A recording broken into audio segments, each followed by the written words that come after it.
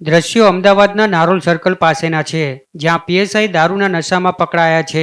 પીએસઆઈનું નામ જયેન્દ્રસિંહ વીરપુરા છે, જેઓ કે ડિવિઝન ટ્રાફિક પોલીસ સ્ટેશનમાં ફરજ બજાવે છે. જ્યાં ફરજ દરમિયાન નારોલ સર્કલ પર દારૂના નશામાં લોકોએ તેમને ઝડપી પાડ્યો હતો.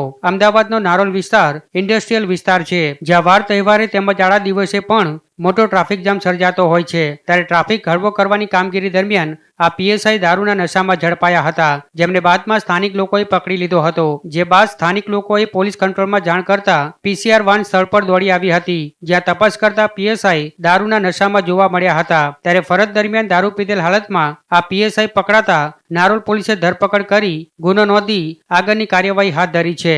તારીખ 2/11/2025 ના રોજ દાણી લીમડા પીસીઆર મોબાઈલના કંટ્રોલ તરફથી મેસેજ આપવામાં આવેલ કે કે ડિવિઝન ટ્રાફિક બૂથ ઉપર પીએસઆઈ પીધેલી હાલતમાં છે.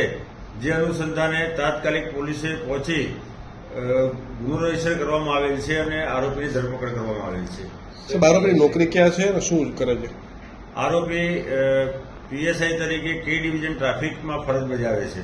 સાહેબ આખું નામ શું છે? જયેન્દ્રસિંહ ગિરવતસિંહ વીરપુરા. સાહેબ આગળની કાર્યવાહી શું કરવામાં આવશે?